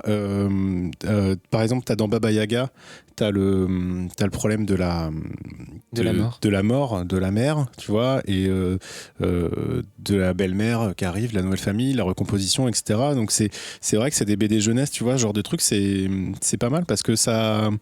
Tu vas le laisser lire, puis après tu vas en discuter avec eux, quoi. Et tu vois, c'est quand je parlais de violence psychologique, c'est plus là-dessus que tu vas être surpris que sur de la violence visuelle que toi, de toute façon, tu vas identifier tout de suite. Ouais. Mais c'est là que je parlais de double lecture. En fait, vous faites 2 fois le travail, même en leur absence, quand vous voyez quelque chose, ça leur plairait, ça marcherait, ça leur ferait trop peur. Enfin, c'est super intéressant. Romain, je vais revenir à toi. Comme j'ai fouillé ton site, bien sûr, parce que je sais faire. C'est toi qui fais la traduction de tout ce que tu proposes ? Ouais, pour l'instant, c'est moi qui l'ai faite. Tout simplement parce que ça m'intéressait et que je voulais le travail le plus fin possible. Parce qu'on a eu plusieurs maisons d'édition qui sont passées dans notre émission. Et c'est une des tâches les plus ennuyantes. Bah non, moi je trouve pas du tout. Non, après c'est assez long. Donc il faut avoir le temps de le faire. Et du coup, je sais pas si je pourrais le faire sur le long terme. Mais c'est assez intéressant. Mais après, je suis pas tout seul. Il y a quand même des correctrices, etc. qui passent. Mais je trouve ça plutôt sympa à faire. Alors du coup, comment aujourd'hui ta structure s'organise? Parce que là, c'est tout frais là. Ouais. Comment est-ce que tu as pu mettre la maison en avant? Comment tu l'as financé, tout ça? Alors, c'est une grosse question, ça. Mes parents. Sur le financement, c'est du financement personnel pour l'instant. Donc, je suis vraiment tout seul. Après, au niveau de comment ça s'est lancé, tout simplement, j'ai créé la société juridiquement pour justement pouvoir acheter les droits, donc faire des contrats avec les Américains. J'ai expliqué un peu ce que je voulais faire aux maisons d'édition américaines et ils étaient vraiment partants dès le début. Donc ils cherchent aussi à s'implanter. En fait, je pense que la chose qui les a intéressés, c'est déjà que moi je faisais des collections 100% américaines. Donc ils se sont peut-être dit ça va mettre en avant nos titres peut-être plus fortement que si c'est perdu parmi plein de productions autres. Et l'autre chose importante, et ça je pense qu'il ne faut pas se leurrer, c'est que de toute façon j'étais le seul, je suis quasiment le seul à leur prendre des productions jeunesse, donc pour eux ça leur fait de l'argent en plus, et tant que tu as de l'argent, eux ils sont ok, quoi. Après le truc c'est qu'il faut pas les décevoir parce qu'ils sont assez stricts, exigeants. Ils veulent contrôler, ils veulent tout contrôler, les copyrights, tout, vraiment ils sont, voilà, c'est pas au niveau des japonais mais quasiment. Et donc du coup il faut être réglo avec eux. J'ai une question aussi par rapport au monde de l'édition, tout ça. Comment tu crois, pour quelle raison tu crois qu'il manquait ce genre, cette catégorie en fait de bande dessinée pour les enfants En tout cas pour la jeunesse. Parce que moi, quand je regarde, j'ai l'impression, enfin, bon, t'as fait le constat, je dis pas ça pour mettre en avant tes produits, mais qu'effectivement, il y a, si on veut sortir du commun des mortels, Lucky Luke, Astérix et compagnie, c'est très dur d'avoir des choses qui soient un peu... Enfin, soit c'est extrêmement historique ou très travaillé et un peu riche, ou alors on tombe sur des trucs très très faciles et sans trop de substance, quoi. Enfin, comment ça se fait, tu penses, qu'en France, pendant toutes ces années, on n'ait rien eu Après, au niveau du comics jeunesse, Pourquoi les autres éditeurs le sont pas problème, intéressés à ça aussi? alors il y a plusieurs problèmes. Déjà, je pense que le monde du comics et le monde de la jeunesse en général, c'est vraiment deux mondes opposés. Ouais. Dans les maisons d'édition, la littérature jeunesse ou les BD jeunesse, c'est déjà un petit peu plus féminin.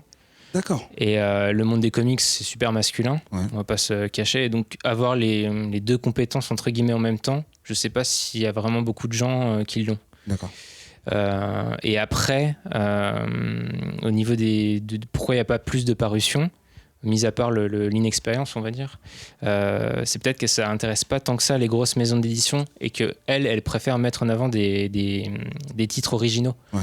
Parce que du coup, comme les comics, c'est de l'achat de droits, il n'y a pas de possibilité de faire des produits dérivés s'il y a un succès derrière. Et donc du coup...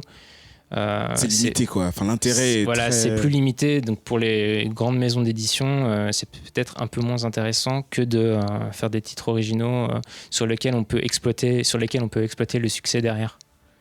Et en termes de structure, du coup, tu disais que tu avais des traductrices. Ouais, j'ai une personne, en fait c'est que des freelances pour l'instant. Donc une personne qui s'occupe de la diffusion et du marketing, des traducteurs, des lettreurs. Quand on avait reçu Alex de Snorgle, il nous expliquait qu'en fait, lui, il bossait encore à côté.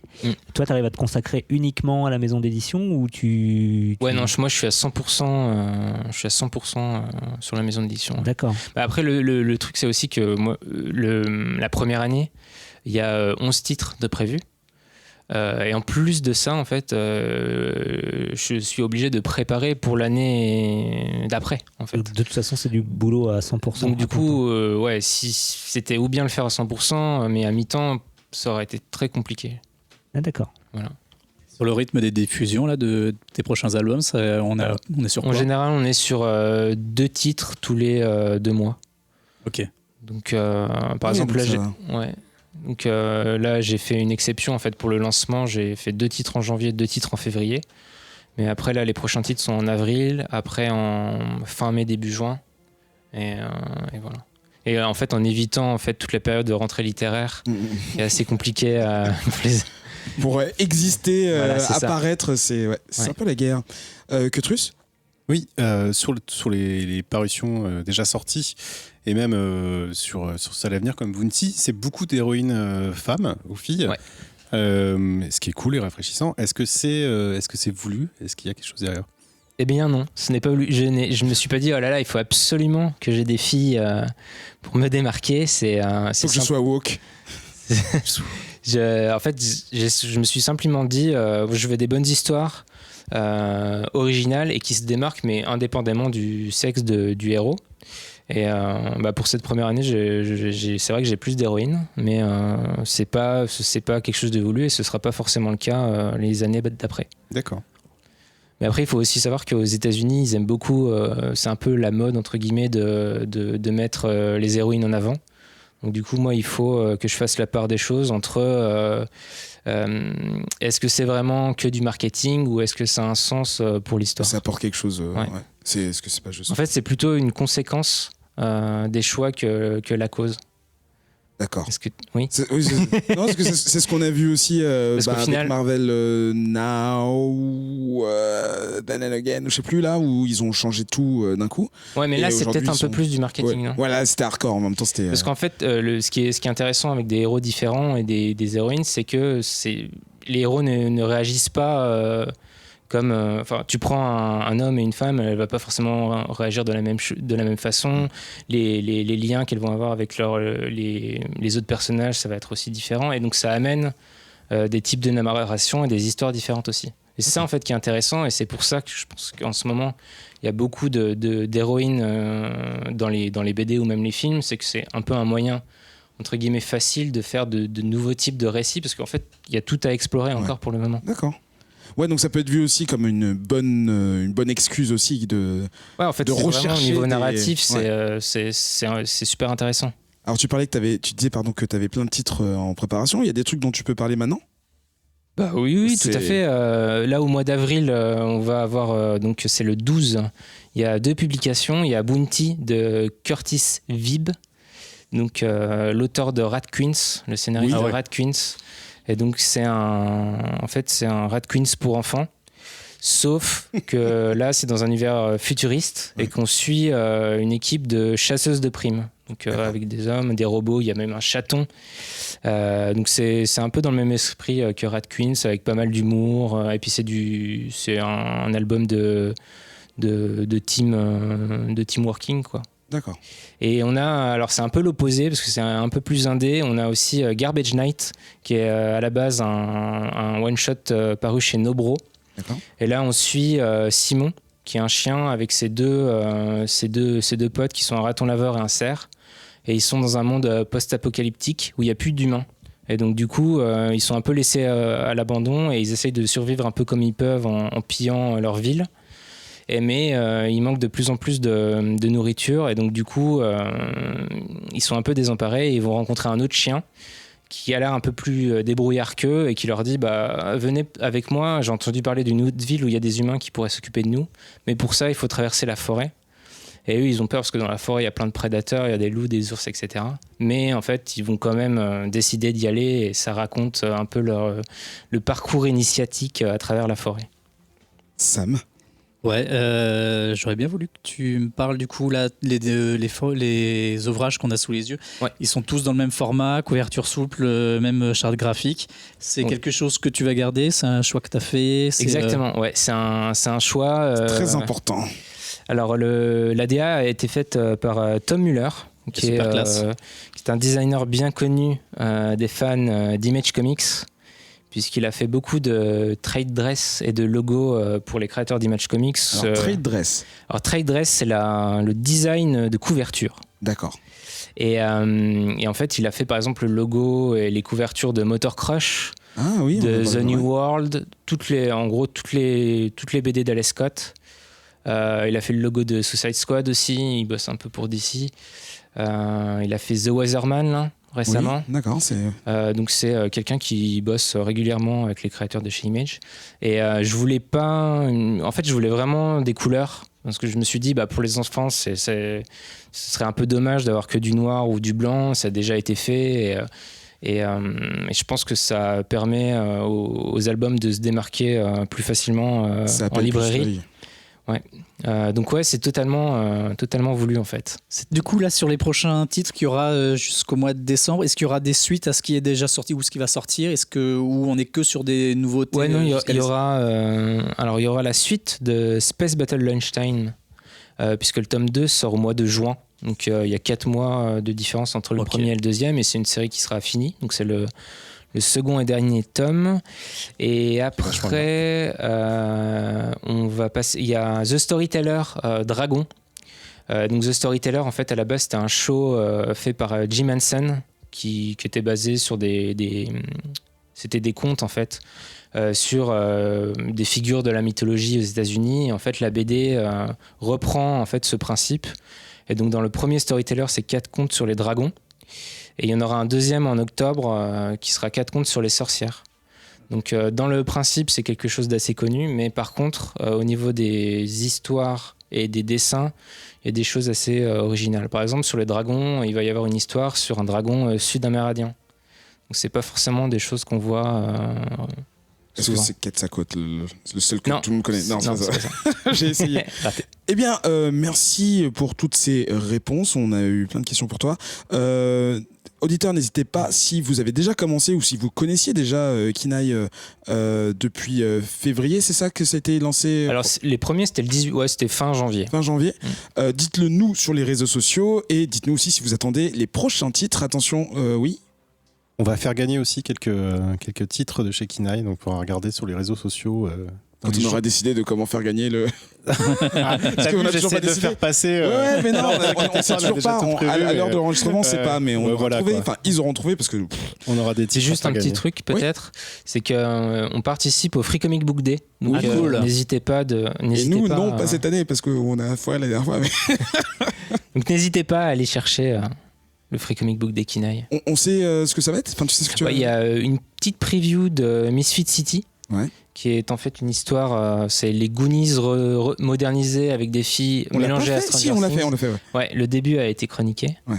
Et il y a le garçon sorcière, qui est, disons, c'est une histoire un peu à la, bon, je veux pas dire à la Harry Potter parce que c'est trop simple, mais c'est sur un garçon qui s'intéresse à la magie, alors que c'est réservé aux filles dans sa famille. Et donc du coup, il va devoir lutter contre ça. Eh ben, il faut juste claquer les gens qui te disent de pas faire ce que tu veux. Voilà, j'ai raison. Mais surtout quand on est un mec, c'est toujours pareil. De toute façon, on n'a rien le droit de faire. Ouais, c'est pas juste. En tout cas, nous on se retrouve dans 2 secondes. Merci encore Romain pour parler de Teen Titans Go to the Movies. Blue. Ça va être très rapide. 2018, c'est l'année pendant laquelle est sorti ce film. Ça t'a fait mal aux oreilles quand j'ai dit ça? C'est pas mon problème. Ce film a été traduit au Canada par, attention, Allez les titans adolescents vers le cinéma. Trop bien. Ceci est un mensonge.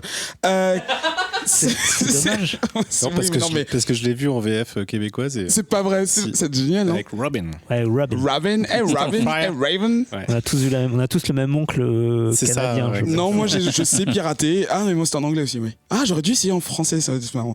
Bref, basé sur la série animée du même nom, bien sûr. Est-ce que quelqu'un peut me résumer l'intrigue de ce dessin animé en moins de 280 caractères? Je compte. En caractère Ouais, ok. Alors, Grégo on retrouve les Teen Titans Go. Mhm. Qui se retrouvent à la suite des premières minutes du film. T'es à 450 caractères, je là. suis très mauvais. Je recommence. Nous retrouvons donc l'équipe des Teen Titans Go qui se retrouve à l'avant-première du nouveau film Batman. Malheureusement, ils ne sont pas sur la liste d'invitation. Contrairement à tous les autres héros d'ici. Même la Ligue de l'Inconnu. Même les passagers de l'inconnu. Ouais, c'est ça. Même les passagers de l'inconnu sont sur la liste. Donc ils sont un peu dégoûtés de ne pas pouvoir entrer. Mais là, ils se souviennent que Raven sait ouvrir des portails. Donc ils rentrent quand même dans le cinéma. Avec un autre portail, ils envoient les passagers de l'inconnu dans l'inconnu. Pour le coup. Pour prendre leur place. Et donc voilà. Donc s'ensuit les bandes annonces des prochains films de super-héros. Et en fait Robin Attends, faut parler des bandes annonces. on en parle des bandes Ah annonces. non, là c'est le plot, on va parler. on peut parler presque de tous les gags au final, je crois. Oui, mais là on n'a pas 5 heures. Et donc Robin pas le réalise Japon, qu'il n'y a bordel. jamais aucun film sur lui. En effet, aucune des bandes annonces qu'on lui montre Parle de lui. parle de lui. Pourtant, il y croit à chaque fois, hein, mais c'est jamais lui. Et donc, ça, c'est le plot de départ du film. Robin va vouloir avoir son propre film et ils vont tout faire pour essayer de faire un film. Voilà, Alors, voilà le plot. Tu disais que tes gamins, à toi Grégo, ils regardaient déjà Teen Titans Go. Ouais, vite fait comme ça. Est-ce que quand ça rapidement passe. c'est le cas de Sam et de Cutrus? Nous, on était tous très fans de la série de 2008, celle juste avant, la Où ils la sont première un peu Teen plus Titans adultes, Go. ouais. Et celle-là, la nouvelle, les adultes ont un peu plus de mal. Mais bon, voilà, c'est un peu parce que c'est un peu plus débilou, mais Et chez toi Sam? Non, il regarde pas. Moi, j'en ai vu quelques-uns comme ça, en passant la télé, quoi. Mais non, il regarde pas encore. Et toi Romain, tu disais que tu la suivais? De temps en temps, hein, je suis pas non plus. Non mais tu fais ce que tu veux. On Coller ne à son juge pas écran. ici, même Faut si t'es un peu assumer. trop vieux pour, Faut mais assumer. on ne juge pas du tout. Du coup, est-ce que vous avez vu le film avec les enfants? J'imagine que oui, sauf toi, Sam. Quel est votre avis très rapidement sur le film, hein? Parce qu'on va, Alors, je sais qu'il y a des gens qui ont est-ce autour que- de la table qui n'ont pas encore vu le film et qui devraient voir le film parce qu'il est... Je peux juste spoiler la première punchline qui Oui. pour moi est à l'image du film. Oui. La première punchline est la suivante. Non.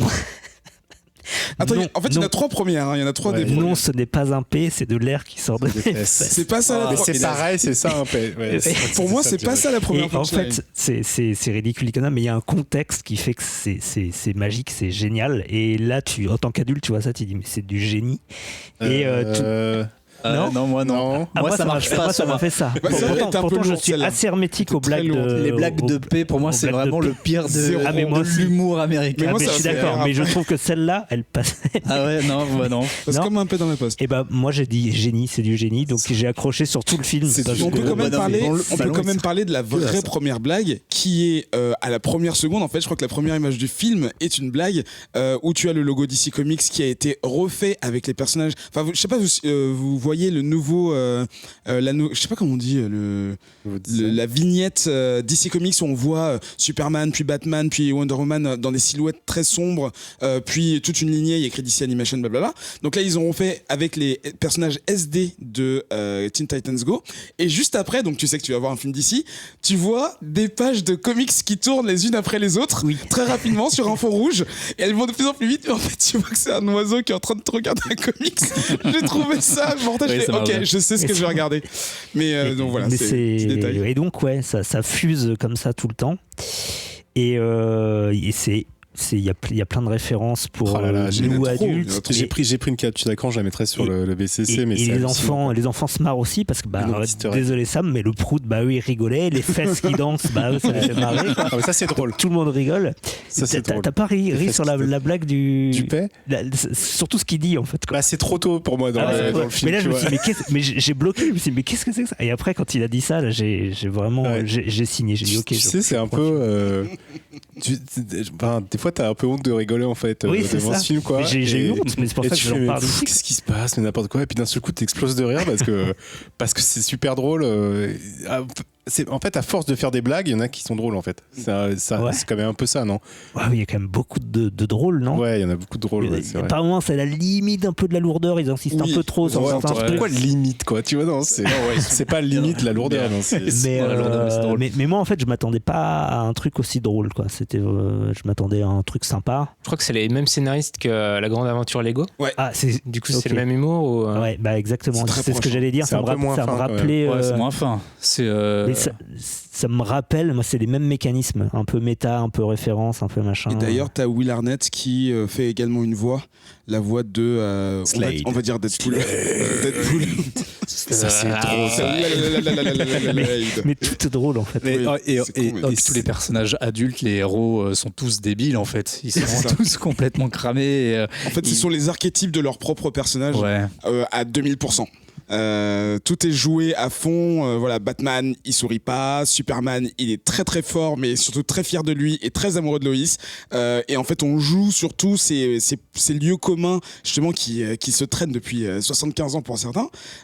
Et ça tombe pile poil. Enfin, j'ai trouvé dans le film avec justement des personnages qui sont partie intégrante de l'univers DC Comics, mais qui n'en ont rien à foutre et qui les utilisent à leur propre dépens quoi. Ils se moquent de leur propre licence, de Oui, leur propre complètement. film aussi, du succès ou de l'échec de certains. Et du concurrent aussi, on y va. Oui, alors ça ils y vont sans. Mais franchement c'est gentil. Les caméos, ils sont drôles. Attends, il y a un caméo de Stanley. Il y en a deux.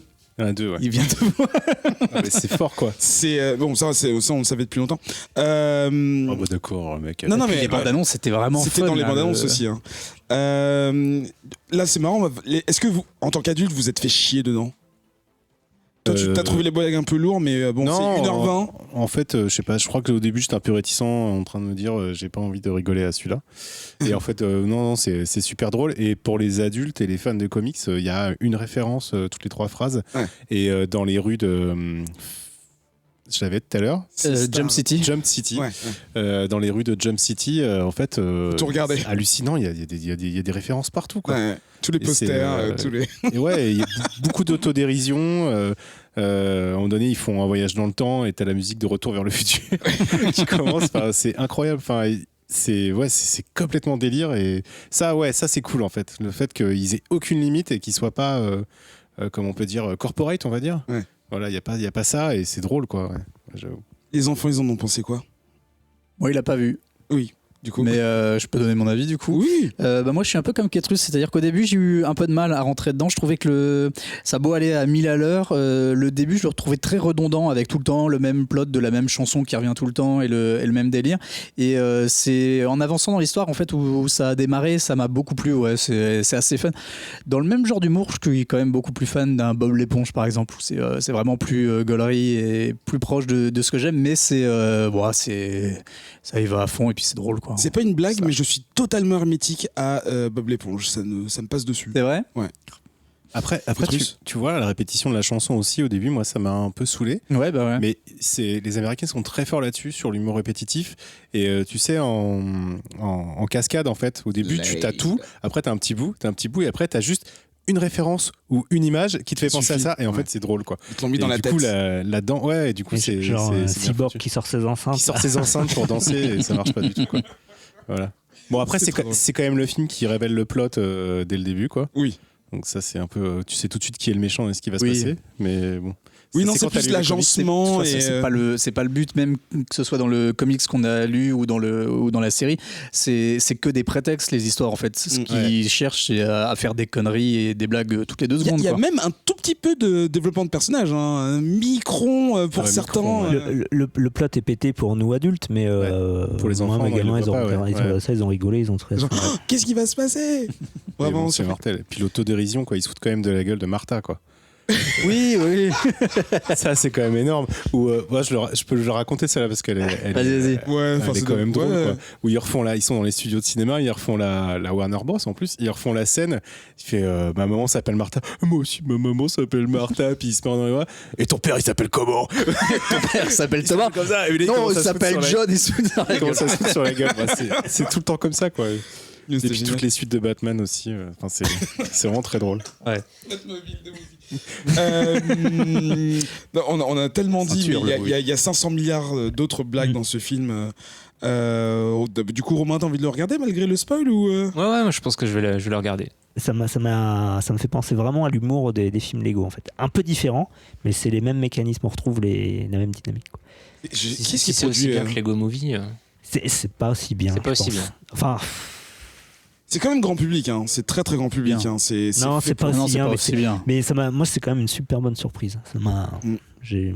Je pense que ça a bien accroché. marché. Ils n'ont pas été nommés à énormément de prix parce que Spider-Man, mais non, ils se sont bien démerdés en termes de recettes et de vues au cinéma aux États-Unis. Donc évidemment, en France, on ne sait toujours pas. Hein. Si, ça compte sortir, on sait 0, ça ne sortira pas. 0, voilà, c'est la décision. Tant pis pour nous, francophones, sinon vos oncles, tantes, neveux et pères adoptifs Du Québec. des États-Unis, oui, du Québec aussi, tapette d'hostie. C'est la fin de cette émission. Oh. J'espère que t'avais des questions à poser. C'est la fin donc de ce 114e épisode. On va dire au revoir à nos chroniqueurs et à notre invité, Romain Ketrus, Sam Grégo, Adrien Eka, c'est moi. Où est-ce qu'on te retrouve, Romain? Est-ce que tu peux nous dire comment accéder à ton site internet de ta maison d'édition? Il y a encore des gens qui disent www.editionkinaï.fr. www. Mais Mais oui. Et sinon, ouais. Salon du livre Oui. cette semaine. Livre Paris. Ouais. Ce sera trop tard pour les auditeurs malheureusement. tant pis. Mais Bah non. Vendredi après-midi. Non, c'est bon. donc si vous voulez Ah bah, écouter tout très de bien. suite et que vous voulez aller au salon du livre, Vous êtes faites-le des vrais auditeurs. très rapidement. Si vous êtes des vrais. Et sinon sur Facebook, Twitter, Instagram, partout. Voilà, Romain. Et t'es sur le PCC aussi. Exactement. Ouais. Et donc en fait, ça se trouve, vous, auditeurs, vous le connaissez déjà. Et c'est tant mieux. On va dire au revoir. Au revoir. Ketrus. Au revoir. Tu vois, je montre les bons noms avec les bons doigts C'est vrai. vers la bonne Et tu direction. regardes la bonne personne. On te retrouve où, du coup? Eh ben toujours encore avec toi. Ah sur oui, Whisperos. ça, ouais, putain, Et en avril, on va recommencer le marathon avec la nouvelle saison. je pleure Donc un d'avance. épisode par semaine Ouais. et beaucoup de Xanax et, Et de café. Et de café, exactement. Et puis dans le contrecast aussi. Et de Kleenex aussi. Parce qu'on va pleurer, C'est je vrai. crois. Ouais, dans Whisperos. On va chialer de ouf. On va dire au revoir. Et oui, À donc Ketrus. Contrecast, Le mais Contrecast. c'est pas dans notre réseau, donc on s'en fout. On va dire au revoir à mais Grégo. vas-y. Ah, bah maintenant j'ai le droit. Raconte le contrecast. Non, mais c'est un podcast sur la pop culture, donc on parle un peu de tout. D'accord. Putain, t'es à ça de faire 1h30, mais juste à cause de Ouais. ton commentaire. Grégo, Oui. tu vois, bonne personne, bon doigt, bonne direction. Ouais. Vous pouvez me retrouver au travail, en train de travailler, ou sur Tetris 99 tout en haut. Tu m'as pas ajouté sur Switch, toi? Si? Si, c'est j'ai vrai. j'ai mis mon truc, mon C'est vrai, tout ça, on code va pas sur jouer Twitter. l'un contre l'autre. J'ai mis mon code sur Twitter, il est en libre accès, il est public. Hein, tu peux... Et les travaux manuels? Ah, le bricolage. Ouais, Oui, je vais à chaque fois que tu sortir viens dans l'émission, on te ouais, fera ouais, chier c'est ça. là-dessus. Prochaine fois, on fera Spécial on bricolage bricolera un truc, quoi, De tous brico. ensemble. Que de la gueule. Non, je suis chaud. Bah, moi aussi, je suis chaud. Ok. Sam, on te retrouve où? Twitter, Sam le Piranha ou sur le BCC. Ça t'arrive de poster des trucs intéressants sur Twitter ou pas? Non, je retweet. Qu'est-ce qu'il y a ce essentiellement. Il y a Je pas sais d'envie, pas. je me déteste. Alors C'est que vraiment sorti tout seul en c'est plus parce que je suis vraiment, pas Alors mieux que moi, passé, oui, j'ai même pas donné mon Twitter. Tu vois, c'est parce qu'il Une fois en n'y a pas 2015, d'enfants. j'ai mis un Tu vois, truc les gens sans enfants, des fois, Ouais. ils sont un peu. Ah oui, je l'ai quoi. pas dit dans l'intro, j'ai pas d'enfant. Et ce Et ça qui se va voit. surtout vous surprendre, c'est que Romain non plus.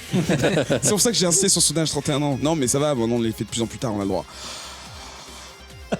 À ton hâte, ton Twitter C'est handle. grégocentrique, mais tout le monde le sait. Enfin, tous ceux qui s'y intéressent sont déjà abonnés, les autres, ils Je s'abonnent. crois que t'as plus d'abonnés que nous tous sur la table, non? Non. Non, je crois pas, du non, tout. c'est clair. Adrien, on te retrouve Adrien Larosé Z2E. Z2E, Avec, exactement. voilà, on a l'habitude aussi. Et moi, @EK Dessuné. Je vais bientôt changer, je vous jure. Comme ça, Ben il Ouais. pourra me dire, t'as encore changé? Et là, ce sera vrai. Puis envoyez-lui plein de bisous et de câlins. Eric, il en a besoin, j'ai l'impression. Tellement pas! Bah si, Ah t'es non, mais vénère, tu je pense m'as que t'as mis- besoin tu m'as mis d'amour. en ce moment. Regarde-le. Trop cool en ce moment. Oh là là, faut lire Attends, des je retrouve comics. la fin. Faut lire des Laisse-moi retrouver la fin de comics. mon conducteur. Donc, nous, on se retrouve le 29 mars pour célébrer le Brexit et écouter notre 115e épisode. Retrouvez toutes les précédentes émissions sur Spotify, Apple Podcasts et votre application d'écoute préférée. Et continuez la conversation sur Twitter, @ComicsOutcast et dans le Bouya Comics Club sur Facebook. À bientôt. Salut. À bientôt. Et là, on va voir Voilà. Grégo qui va essayer de reprendre le micro pour dire des conneries. Non, justement, j'allais Qu'est-ce que lire tu veux est-ce que dire comme quelqu'un a connerie, quelque chose à cette Non, parce que je rajouter. regarde, c'est Sam. Ah, on vous a tous les deux pour la première fois. Vas-y, Ouais. faites les cons. Non. Ça va? Ouais. Ouais, c'est cool. Et toi? Bon, ça se passe bien? Bah ouais, ça va. J'ai hâte qu'on soit au 176. Ah. Ah, oui, putain, Seine-Maritime. Ouais. Ouais. J'espère que d'ici là, le département aura disparu. Non seulement le département, mais la région. Oh bah c'est sympa. Bah, C'est j'aime vrai pas comme trop cet votre- homme est haineux. Elle, 175, faudra faire un truc un peu spécial, tu vois, un peu parisien, Je crois que c'est le seul où on va faire un truc bien. Ouais, c'est ça. Avec- et on va nommer, il y on va aura des nommer trucs tous les intéressants, arrondissements. tous les On va no- arrondissements, les rues. on va Premier, parler des rues. deuxième, troisième. Ça va Non, mais être est-ce que trop tu bien. savais que les arrondissements avaient des noms Ah dont non, on ça, servait je savais très pas. bien? Ouais, bah vous serez Lesquels dans 175. Oh putain, j'ai trop hâte. Mais c'est vrai en plus. Janine, Michel.